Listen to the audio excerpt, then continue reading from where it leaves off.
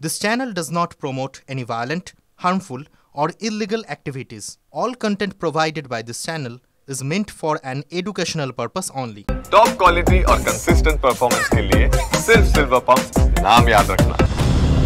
গৃহবধূকে শ্বাসরোধ করে খুনের অভিযোগ উঠল স্বামী সহ শ্বশুরবাড়ির সদস্যদের বিরুদ্ধে। পুলিশ জানিয়েছে মৃতের নাম আনারকলি বিবি, বয়স ৩৫ বছর।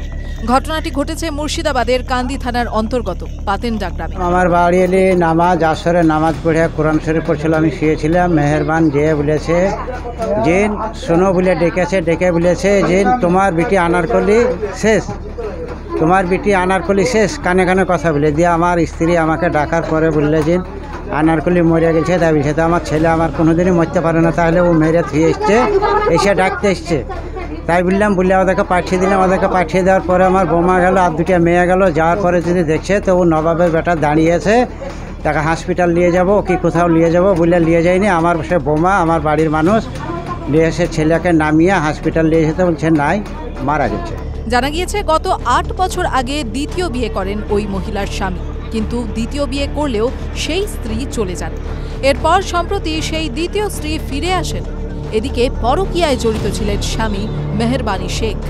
সেই ঘটনার জেরে বারবার প্রতিবাদ করে স্ত্রী আনারকলি বিবি। সেই সময় তাকে জুতো দিয়ে মারধর করে শ্বাসরোধ করে খুন করা হয় বলে অভিযোগ।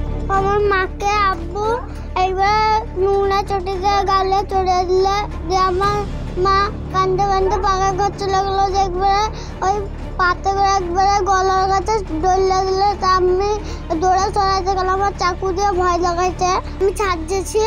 তা আমার মা শুয়ে আছে, মনে হচ্ছে মা অজ্ঞান হয়ে গেছে। তাই মুখে পানি ছিটাইছে, তা উঠে না দিয়ে বুবুকে আমি ডাকলাম যে মা, বুবু দেখলে তো নিঃশ্বাস পড়ে না দিয়ে। এই ঘটনার পর মুর্শিদাবাদের কান্দি থানায় লিখিত অভিযোগ দায়ের করা হয়েছে মৃতের পরিবারের পক্ষ থেকে। বর্তমানে ৩ সন্তান রয়েছে তাদের, 2 কন্যা সন্তান ও 1 পুত্র সন্তান।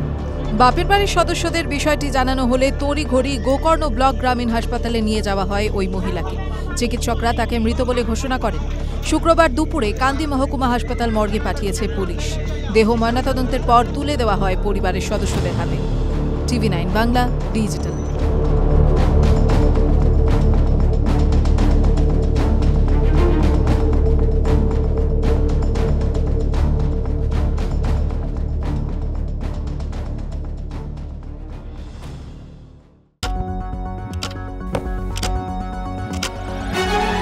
রাজনীতি শুধুই কি রাজার নীতি?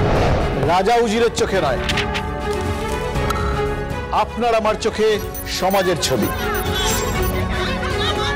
কঠিন কথা সহজভাবে না বললেই নয়। প্রতিদিন রাত ৯টায় TV9 বাংলায়। TV9 বাংলা না দেখলেই নয়।